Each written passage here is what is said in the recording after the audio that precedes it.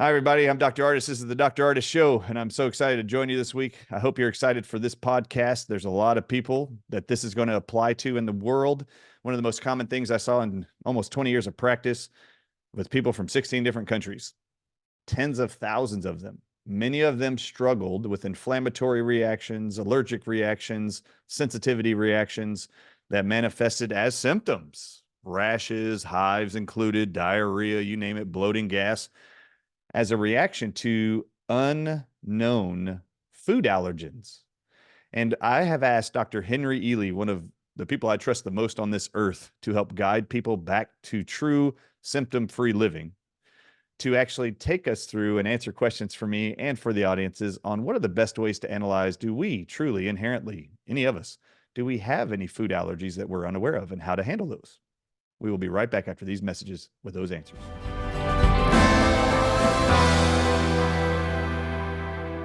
All right, everybody, welcome back to the Dr. Ardis Show. I'm your host, Dr. Brian Ardis. I hope you enjoyed those commercials a second ago. All right, Dr. Henry Ealy, I want to bring on board. Most of you who are following me know about the Healing for the Ages team. Ages stands for Artist Group, Ealy, Schmidt. The E in Ages stands for my buddy, Dr. Henry Ealy, who I believe for years has actually been a really well-articulate researcher, scientist, clinician to help people make sense of what they're finding in the world around them as deceptions, misconceptions that circle around health.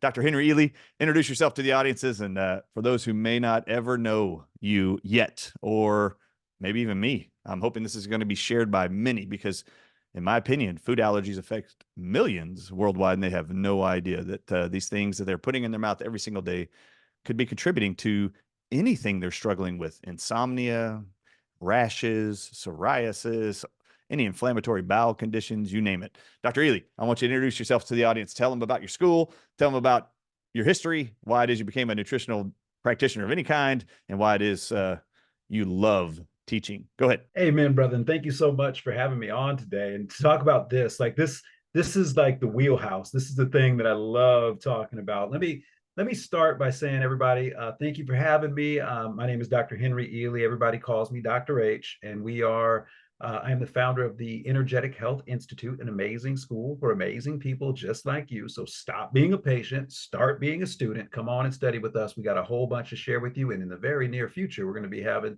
some curricula from Dr. Brian Ardis hosted there as well. We're really excited about that. So go to energetichealthinstitute.org. Now, one of the things that I want to start with, Dr. Ardis, is a story.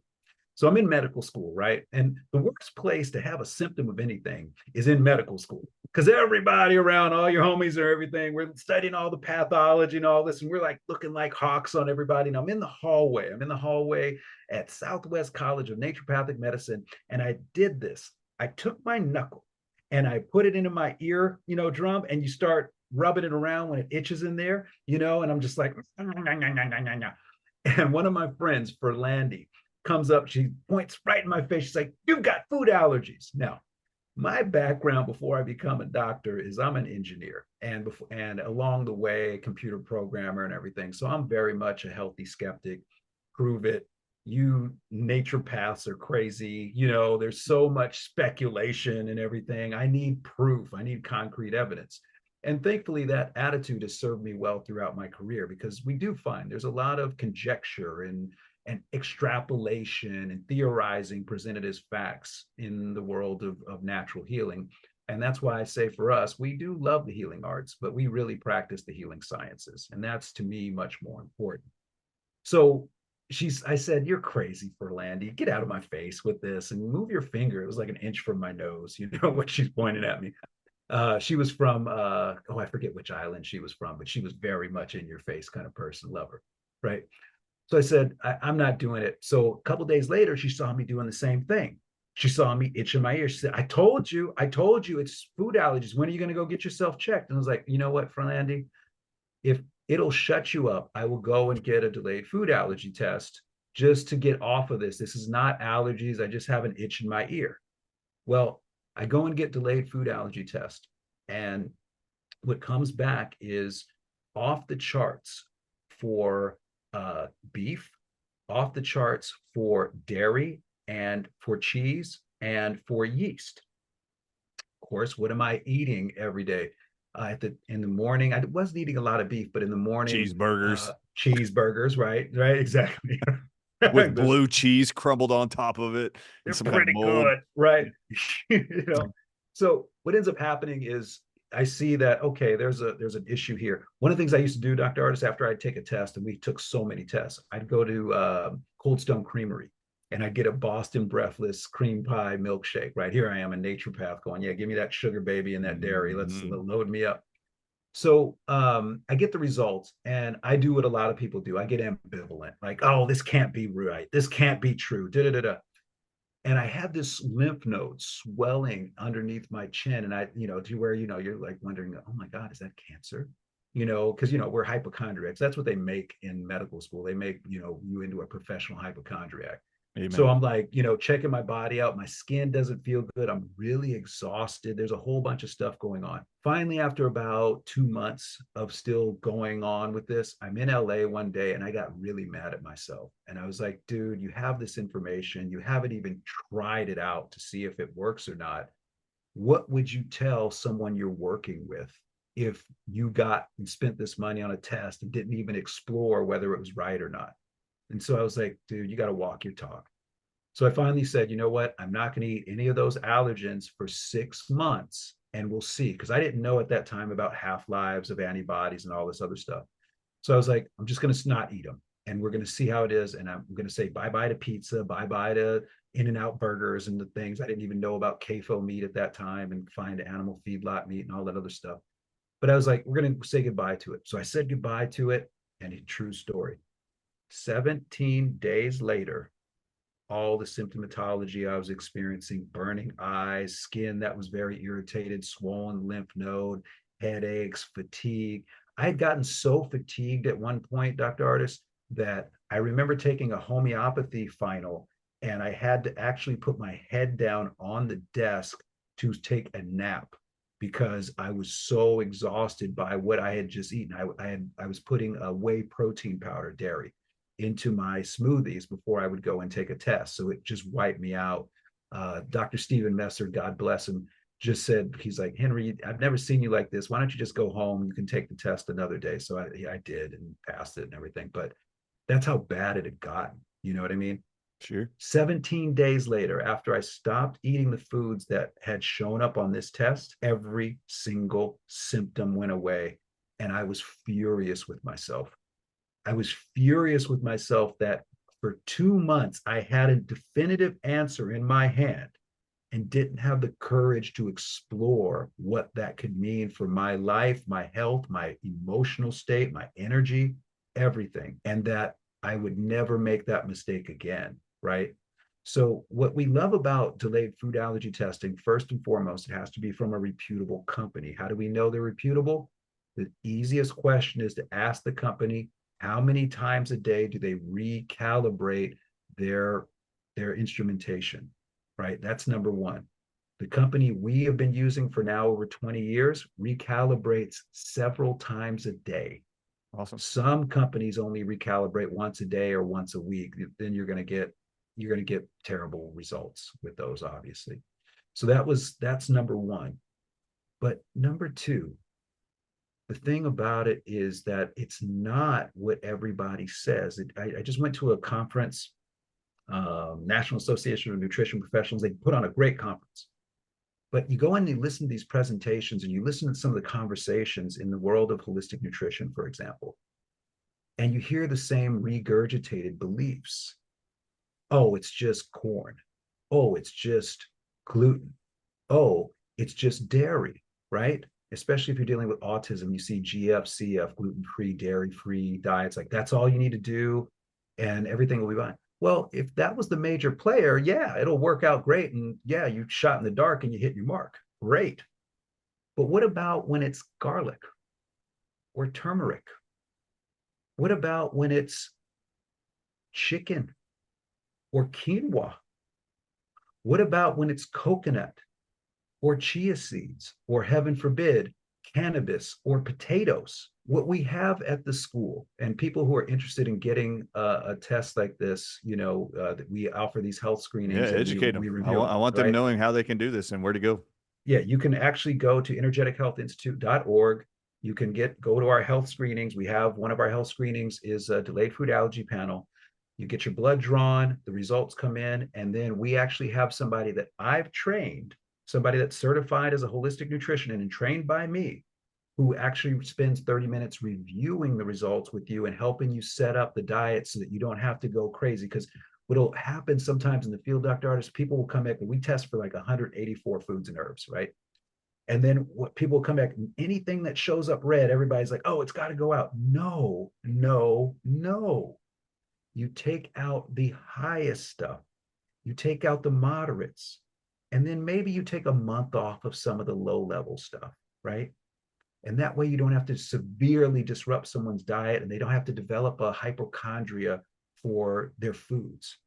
But you create a doable elimination diet. So what we do is we take you through your results, teach you what's going on with your results, and then set up the ideal diet based upon your results so that you take out the big players and you allow your body to heal up.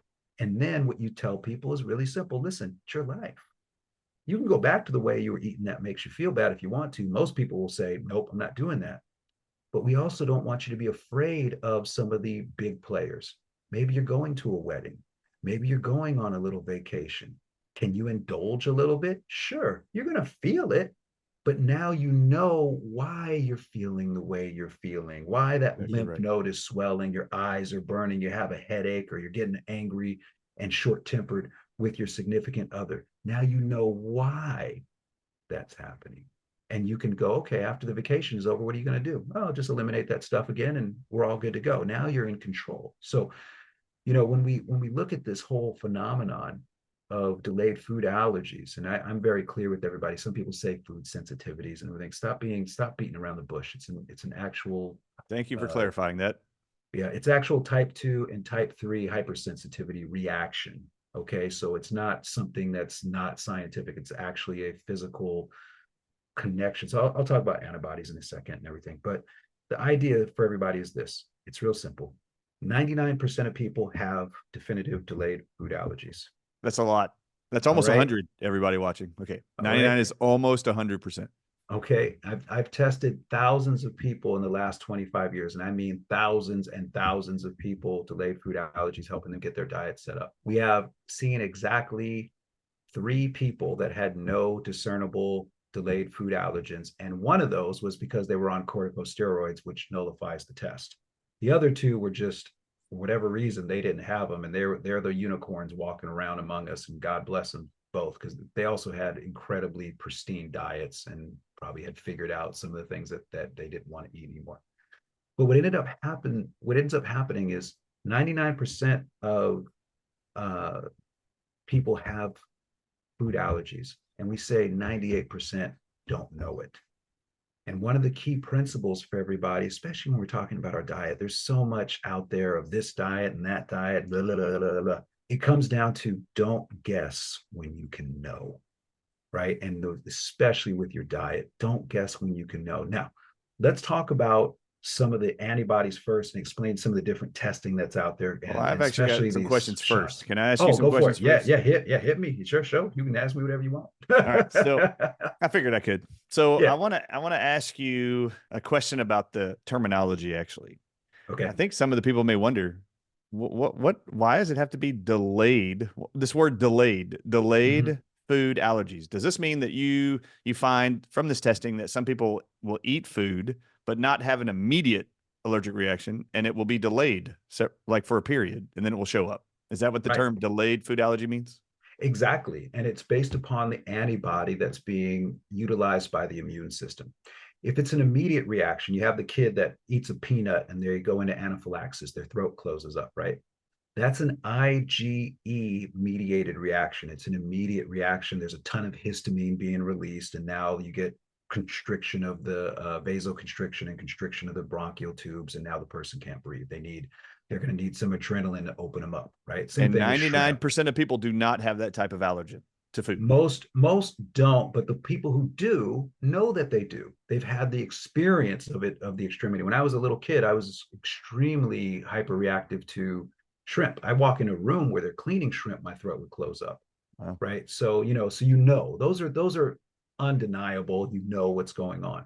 Now, delayed food allergies are unique in that they use a different class of antibody, an IgG, so a G class immunoglobulin. That antibody doesn't come on the scene in terms of production by an immune cell, specifically a B cell, anywhere from 2 hours to 2 days after the exposure starts.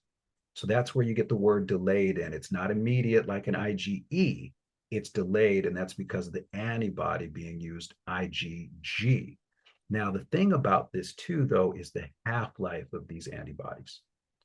The half-life of a IgE antibody is typically about 1 to 3 days, in the published literature. So you'll see some places say about a week, but, whatever. It's not very long-lived. And so when we're talking about half-lives, the easiest way for the audience to understand that is half-life means how long does it take for half of that thing to get reduced in the bloodstream. So let's say it's an IgE antibody, you kid ate a peanut, they went into anaphylaxis, got a little adrenaline shot. That antibody is still going to be circulating half of it, let's say 3 days later. In order for them to get down to 1% remaining, you have to multiply whatever number is published in the half-lives by 7. So if we multiply 3 by 7, that's 21 days. That means that in order for that kid to get down under 1% of that antibody circulating, it would take 21 days for him to do it, right? So that's Great kind of the explanation. thought process, okay? Now, when we look at the half-life of delayed food allergies or delayed antibodies, they are much different. So when we talk about exposure, and like it's hard for people to conceptualize that I ate something on Tuesday and my body didn't start reacting until Wednesday or Thursday. That's a hard one for people to understand. And of course, how would you be able to figure out what that was? You're not going to be able to guess your way into that one. You know what I mean? Well, can I You pause real quick and inject something before you expand? Of course. Okay. Yeah. I am 1000% on board with this. I actually made every patient in my practice, every single one of them, keep a 30-day food log. They had to write everything they ate, drank, and they had to put down the times they ate it. They had to put down how many poops they had a day, how many hours of sleep they had, how many times they peed every day, every snack, bite, drink, sip, anything. It all had to be recorded. The reason for this was, and I only saw patients monthly, once a month. So once a month they'd come in and I would review these food journals. And if the patient didn't come with it, I didn't actually let them have the appointment. They had to go home and come back because I just wasn't playing. But this, I want to share with you a scenario here. Every single case, I was looking for not something the person ate that day on the food log that I physically gave them. It actually had them write down a number next to symptoms, like write out your symptom and the severity on a scale of 0 to 10 on that day. So every day I would highlight where's the highest numbers from 7 to 10 that they had extreme pain. A migraine, for example, was 1. Migraine at a 10 on this day. Okay, great. When I was looking at their food journal, I never, ever, ever was looking at the day they had their headache. But everybody thought before they came in that I was going to be looking for a food they ate that day that their symptoms started. And I never did that. I was always looking for, I always wanted 2 or 3 months was always best of a food log. Right. Because I could see, did the symptom occur multiple times? And if it did, they're highlighting them. And then I have to look the day before that, and sometimes 3 days before the actual symptom happened in every case. I could show the person the same food that was either a day before, 48 hours before, or 72 hours before the actual symptom started. And I'll give an example real quick. A person I was very close to had a migraine once a month, every month. And the migraine would occur she didn't know this, but the migraine would occur every month, like clockwork. And I was like, well, it's not tied to her cycle, so that's weird. So I need you to keep the food log, and within 2 months, I'll know what it is. We'll figure it out. It's most likely a food you're eating. You just don't know what it is. This person actually thought I was looking for the day of the headaches and what they were eating. What we found after 3 months of compiled food logs, I could look at each one of them, and she had circled on the days the migraines. Well, when you looked at the chart, the lady came to me and goes, I cannot see what I'm eating the day of the headaches because every day it's something different on the day of the headaches. You could physically see it on the calendar. I didn't eat anything the same on each of these 3 months, but I had a headache that same day. And I went, oh, the reason for the calendar was not to see what you ate that day. I want to know what you ate the day before and the day before that and the day before that. And I just want to see, is there anything that's consistent that's showing up in a delayed time frame from when you ate it and when your symptom happened? Well, this person had written on the third day before each migraine, all it had written was Chick-fil-A sandwich. And I just happened to look at them and I said, look at this. I want you to look at the food journals. I don't see anything on all 3 days prior to your headaches on 3 months in a row. I don't see anything in those first 2 days before your headache. But on this third day before every migraine you're getting that's affecting you for days, not being able to take care of your kids, and you're in the dark in a bed trying to avoid the light sensitivities and the sound intensity.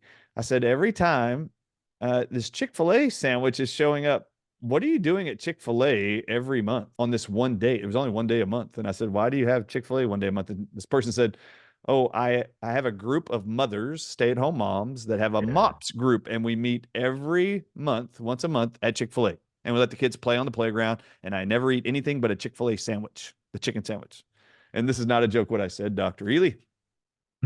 I want you to continue going to Chick-fil-A, but don't eat that sandwich. Don't eat any chicken from Chick-fil-A. Just go there and eat whatever else you want, a salad with no chicken, get the fruit cup, whatever. I don't care. Just don't eat the chicken.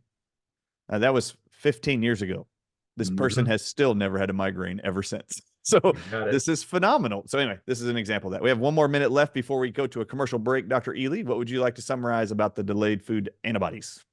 Well, I think what you're referring to right there is the IgG. And I think the important thing we come back is to explain to people the IgG antibody actually has a half-life of 21 to 28 days. Awesome. And that's why it's so much more important to know definitively what your delayed food allergies are, because those are going to have a higher consequence to your recovery and your overall health engine. All right. So in the last 30 seconds here before we go to break, I want you to redefine what is IgE versus IgG. What's the difference? When you see it on this, when you see it on a lab work, you're looking at either immediate or delayed. You got it. IgE, you think an immediate. IgG, delayed.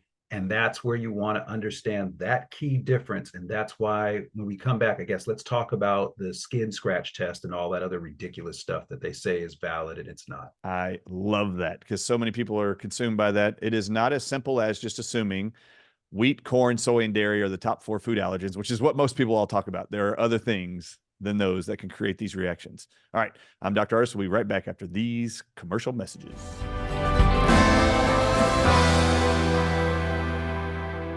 All right, everybody, welcome back to the Dr. Ardis Show. I'm your host, Dr. Brian Ardis, with Dr. Henry Ealy, extraordinaire naturopath that's been helping save the lives of thousands around the world and improving their daily experiencing symptoms and helping them to recognize there's things you're putting in your body and you can trust how your body's responding. You know you better than anybody else, and everything you breathe, everything you drink, everything you swallow has an impact on you. And this is a part of learning who you are. You were designed by, I believe, a supreme creator. You are unique to me. You are unique to Dr. Henry Ealy. You are unique from each and every other person on the planet, and we are all unique. How are you going to be able to decide and determine what is uniquely affecting you if you don't pay attention to you or actually know these basic principles that science can help to actually confirm, which is what you're learning about the delayed food allergy testing here. All right, so let's dive in, Dr. Ealy. We broke off talking about IgE, IgG. IgE is immediate allergic responses, and then IgG is the delayed form you will see. And these are very common things you will actually see on almost every CBC panel, which is a complete blood count, a very basic blood test every medical professional will order. So you'll see these on there, and this is, I think, a great review for the audience to know what those things are, for sure. Amen. And what I love about the testing that we do, the health screening we have at the Energetic Health Institute, is that it's 184 foods and herbs. You know what I mean? It's like, so you get to get this guesswork out. One of my saddest days, I remember I had somebody who was allergic to, had a delayed response to avocados. You know, and you get that one in and you're just like, you look at her and I was just like, I got some terrible news for you. I'm so sorry. Sorry about the guacamole lady. it's gone. You know what I mean? Unless you want to keep being inflamed. So Sure. I think that the first thing for everybody is to understand this. When we're talking about the cellular environment and we're talking about, health, a lot of people pin the blame on inflammation. It's just one of the things that drives me crazy in the world. You get these Sweeping everything MDs, is inflammation. it's all inflammation, right? It's like, well, inflammation is actually one of the first stages of the healing response by the body. So your body can't heal without inflammation. So what all inflammation is telling you, whether it's severe or whether it's low level, it's only telling you that there's damage occurring at the cell level. You have to figure out what is the cause of that damage. Is it heavy metals? Is it emotions? Is it the foods that you're eating? So when you're looking at delayed food allergies, that's why, like with the example you gave to the patient you were working with, she couldn't hook up that her migraine really had emanated from something she ate 3 days prior. That's delayed food allergies screaming right there, and thank God you did the journaling so you can see the patterning and go, here, let me show this to you. And then you now know what's the thing that needs to be eliminated. So when you talk about delayed food allergy testing, it's a way to hone in on what the elimination diet needs to be and why the elimination diet needs to be, like 28 days to 56 days before you really start reintroducing food. See, one of the diets out there that just drives me up the wall is the rotation diet, where they'll say, hey, take something out for 4 days and then see how you feel. I'm like, yeah, that's fine if maybe you're dealing with an IgE immediate reaction. But when you're talking about a 21 to 28 day half-life for an IgG antibody, you haven't even begun to scratch the surface. I mean, if you multiply 28 days by 7, you're talking about 7 months from the last exposure before you get an appreciable under 1% level of that antibody circulating in the bloodstream. So it's like, this is where you have to know what you're actually looking at to make good clinical decisions, and why so many people just blindly poo-poo IgG testing as it doesn't work. Oftentimes, IgG testing doesn't work because the lab sucks, doesn't recalibrate their equipment. The interpretation of the findings suck because the doctor just takes everything out. And of course, people are not going to vibe with that. They're going to just go back to their previous diet. It's too difficult. Or number 3, you didn't have them eliminate those foods for a long enough period of time to feel the shift. Like for me, it took 17 days. And we see that pretty much by and large. When you hone in on what the problem is, you give people 17 days of clearance, then symptoms improve. They don't get to where they're ultimately going to go with a better diet and good supplementation. And now what we're teaching through Healing for the Ages with the foreign protein cleanse component and the microsomal EDTA component and the grounding component and the home brewed holy water component. There's other things in this day and age we have to now be more mindful of. But what gets exciting is you're back in the driver's seat for how you feel. Hey, I'm going to a wedding. I'm going to go and have something that I know I'm allergic to. For me, it's always yeast or eggs or something like that, right? I'm going to go and eat those. I already know what's going to happen to my body, and I'm okay with it because I know what I have to do after that wedding is over to make sure that I'm get back into feeling the way I want to feel. I already know how my body's going to respond to it. It's the food that created it. Well, when we look at this, everyone, when you're listening in here, what are the common signs that you have a delayed food allergy? I'm going to tell you the things I've seen in my practice that I know as soon as I see that, that's delayed food allergies until proven otherwise. And Please it's never do. been proven otherwise. Pay attention, audience. Pay attention because it might apply to someone, not you, that you know. Exactly, right? Dark circles under the eyes, especially for kids, puffiness, or just they're dark right under the eyes, delayed food allergies. Itching the ear, like I talked about, delayed food allergies. Headaches, migraines especially, delayed food allergies. Eczema, itchy skin, Amen, delayed food allergies. Irritable bowel syndrome, delayed food allergies.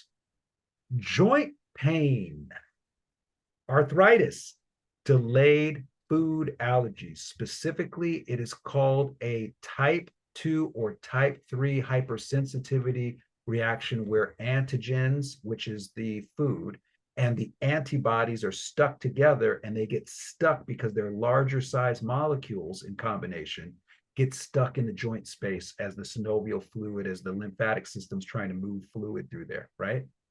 swollen lymph nodes, delayed food allergies, I promise you, and heavy metals. So you better check out that microsomal EDTA. Nothing blocks lymphatic flow like heavy metals just getting deposited in there. And then you look at something else, and this is where people start going, what are you talking about? Asthma. I have yet to see a case of asthma at any age that was not driven by delayed food allergens in a person's diet. So if Thank you've you got for a saying that. right, you know what I'm saying? It's automatic. So headaches, if you got something headache going on, if you got something skin going on, if you got some respiratory going on, and especially if you got something digestive going on, I don't care whether it's stomach and acid reflux or whether it's irritable bowel syndrome and you're alternating between diarrhea and constipation and all that other stuff. We are talking about delayed food allergy. You're eating something that your immune system with a higher intelligence of what is supposed to be in your body and what's not doesn't like. And when it doesn't like it, it has to attack it. Now, can leaky gut be a part of this process? Big time, especially if you have a huge antibiotic history. So we have the ability to kind of figure out what are true delayed food allergens versus which are just from like leaky gut syndrome. Your body's just having whole food particles enter into it and stuff like that. Can I And ask a question before we go to the next? Yeah, please. I love everything you just mentioned. I'm just curious because I am unaware of this, but maybe you've seen it. What about seizures, like in children? You know, I have no idea. Have you ever seen neurological reactions to delayed food allergens? Here's an interesting story, and this is personal because I do deal with seizures, right? Over the last 6 years, I've had at least one major seizure every year. The seizures always correlated to two phenomena. One, me being in front of my computer, and two, me having been recently exposed a few days prior to a known delayed food allergen, usually dairy. Like maybe I have a slice of pizza or something. I'm like, I was just in true story, like I was coming back from Beljanski cancer conference speaking there last year, and I'm taking the train back home. And we go, and I'm on my computer typing one morning. I'm actually typing out this beautiful thing that was just flooding into me. I'm like, it's a new book that we're working on right now, folks. And it just was coming in. And as soon as it was done, I remember texting my I don't even know what I would call her at this time, my good friend. I don't know, somebody very special to me, everybody. And then the next thing I know, I got paramedics on the train when I come to. I had a seizure. Well, what were the two things in concert? Number one, I had just exposed myself to delayed food allergies. Number two, I was not grounded and hadn't gotten into grounding with the level of significance that we know it needs to be.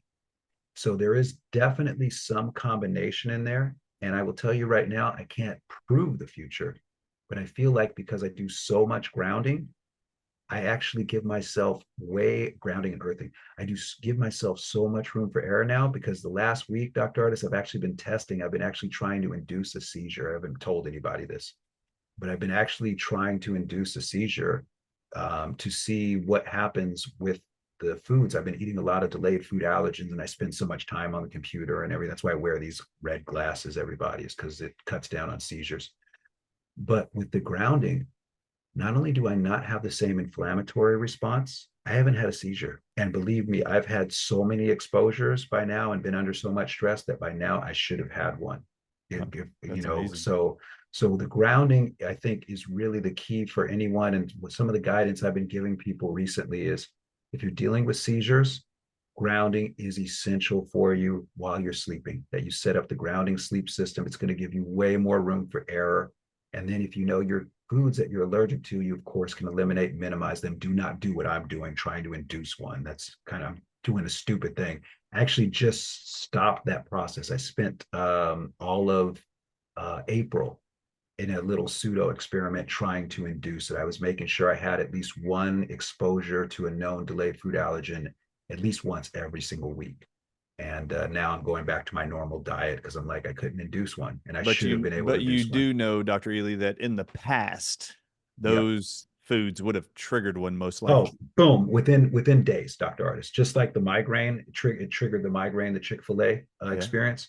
with me, with the amount of dairy and the amount of yeast and even eggs I ate, which are three of my top primary ones, in April, I should have induced a seizure. That would have induced a seizure in prior years. So we see a change happening now, and I can't tell you why I feel this way. I've just noticed because I had an indulgence once in March, right? I had one indulgence, and I'm always kind of like, how far do I go away? Usually when I indulge, it's like maybe once a month, everybody, and I'll be like, okay, that's usually safe. Twice in the month, especially twice in the same week, has always induced a seizure when I'm in front of a computer, right? So I pretty much am like, yeah, I know what my limit is, right? This is me telling you, you know yourself better than anybody's going to know you. This is Dr. Ealy telling you he knows how his body reacts. He has watched and observed and paid attention to himself. He's very, very astute on how his body reacts to food and computer exposure. I would say, Dr. Ardis, I had in April probably in the neighborhood of probably about 15 exposures, solid exposures. Like I went a couple times I ate a whole pizza, and I'm like, let's see if this should do it. You know what I mean? And I would tell you the thing that was really interesting was waking up after sleeping on the grounding sleep system the next day and going, wow, my eyes aren't burning, which was a common precursor symptom. Wow, oh, I don't have a headache on the right side where I usually have it.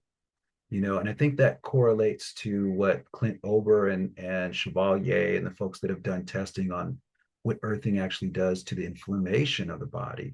It's a testament to that. And so I think it's both, but I think with anybody with a neurological seizure condition, my number one advice now, in addition to the omega-3 fatty acids, plasmalogens, the lecithin powders, the things that help balance out neurotransmitters, my number one thing is before you even get there, let's make sure that, especially if it's a little one, let's make sure that baby is sleeping grounded all night long, and their workstations or their study stations are grounded. And now my real feeling in my body is that I don't have to worry about seizures ever again. Now I'm also going to be chelating pretty soon, so I might have to worry about it a little bit when I'm chelating. But I really think, Dr. Ardis, the key that brings everybody back for seizures is making sure we are just committed to grounding and earthing throughout. I love that. And I wanted to ask that question, not even remembering actually that you suffered from seizures throughout your life. I didn't even think about that when I asked you. I just know this is a huge issue for a lot of babies, children, and there's lots of reasons why I think this is happening, but it is a huge, massive concern, and it's really scary for everybody watching and everybody to see this. So if we can minimize these occurrences, it's less traumatic for all the people involved in the home, in your life, as friends, as lovers, as spouses, as children. It's just a big deal. The second thing I want to mention, and it actually expands this delayed food allergy concept and testing to a larger amount of people who may not know this discussion is actually correlated in any way directly to them. So my next one is this. You mentioned asthma already. I am suspicious that all the people that are taking allergy over-the-counter medications like Allegra, you name it, Flonase, I'm suspicious that allergy symptoms and chronic sinus symptoms, runny nose, rhinitis, cheeks full of mucus and pus, ear infections. Do you often see these symptoms, allergy symptoms in general, even seasonally exacerbated? Or is there an underlying theme you've seen with delayed food allergens? Thank you for bringing that up. That was something I neglected on that list we were given of people. No worries. It's the obvious one. Yes, it's huge. So if you have somebody with chronic sinusitis or rhinitis or anything like that, anything where we have a chronic inflammatory process, there are going to be delayed food allergy involvement significantly. Maybe not all in some of those cases, but so significant that when you remove the delayed food allergen, the food that has been identified that the immune system doesn't like, when you remove that from the diet and there's been enough time of elimination, what happens is the antibody load in the bloodstream drops. When the antibody load in the bloodstream drops, now your room for error with other things, seasonal allergies, just environmental allergies, your room for error goes up because your body isn't being loaded with other things that it has to attack. So it just stands to reason that, you know, like I hear in some of our team members, sometimes you can hear they're a little nasally, you know, you can tell they're chronically. Sure. So I'm like, as soon as I hear that, I'm like, yeah, that's delayed food allergies. When am I going to have that conversation with them and get them tested? Because it might, like, especially if like it's eggs or something like that, it might be some food that you really like, but that your body doesn't like, right? And that's a tough one, you know. But yeah, rhinitis, sinusitis, phlegm, you know, is another one, where people will eat something and then just start getting a little phlegmy and stuff like that. That's another sign of it. Anything that's going to be pro-inflammatory and drive mucus production as well, which is what inflammation does, is pretty much going to have a delayed food allergy involvement. It's just which ones and how intense are they. Most of the times when you see the results, though, you're like, yeah, that's it. And they just jump right off the page for people. That's awesome. Okay, so I want to do something. I've got 3.5 minutes left in this interview. I think this would be even more powerful. I just gave you screen sharing capability. Can you show your website and where people can sign up for a delayed food allergy course or test? Absolutely. Give me 1 second right here. I'll pull it up and then we'll put it on screen for everybody. It's one thing to talk about it. It's another way to show you how to do it. Amen, right? Here we go. Here we go. Okay, so everybody, you can go to energetichealthinstitute.org, and what you'll see is a whole bunch of cool stuff right here. I know they're loading up. Whoa, where did we go? They're loading up right now. I think I have an older version from earlier today. They're loading up some new stuff for Healing for the Ages on here. But if you go up to the top, you'll see a little option here for health screenings, and you would just go to the food allergy screening right there. The food allergy screening page is really, really nice. You can, of course, just get your kit right there, but 99% of people have delayed food allergies, 98% don't know it. And what you'll see here is what you get. You get a delayed food allergy health screening with a 30-minute review, educational review with one of our certified holistic nutritionists. You will also get down here, of course, your results. And what you see here on the page is what we test for, which is really nice, right? And so we help you interpret these results so you're not just on your lonesome once you get the results. That's what some people do when you get a health screening. It's like, yeah, go figure it out yourself. It's like, no, that's where the education begins, right? And then we help you find where you can get your blood drawn and stuff like that, and everything. And then, of course, at the bottom, there's a bunch of frequently asked questions right there. So what we'd encourage everybody to do, go to energetichealthinstitute.org, go up to the top where you see health screenings, go to food allergy screenings, and that's where you can get your kit to get your blood drawn and have a great person come and board certified or certified holistic nutritionist come and interpret those results for you, help you get set up and off to feeling really, really good and saying bye-bye to the inflammation, things that don't make you feel so good. Versus even sharing stories of other people that you've treated and helped. I think your own personal story is even way more powerful to the actual entire concept topic of making sure you know what's going into your body and how it is going to affect you, not even just today, but for a longer period of time, obviously. Amen. Without you being able to recognize what it is. All right. So in the last minute, what else would you like to share with the audience about food allergies that you know, or maybe there's something you were shocked by one time, or an incredible person struggled with this, and within a few weeks, like 17 days, 21 days, within a month, they saw this. You've got 1 minute left.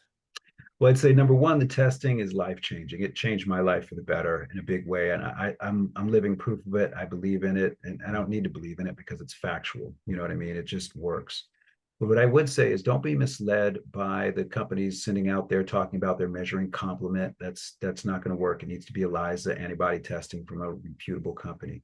And I'd also say don't trust a white coat that has less than 20 hours of nutritional education in their entire career on interpreting a skin scratch test, which is only going to measure IgE antibodies, number one, or talking you into desensitizing allergy shots, which don't desensitize anything. And of course, come with a whole bunch of other stuff they're injecting into you.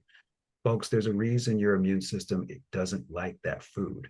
And now you can try to force that food on your immune system, but now are you really loving yourself when you do that? Right? So your body will change. It doesn't mean you can never have the food. It just means it's not going to be a staple of your diet.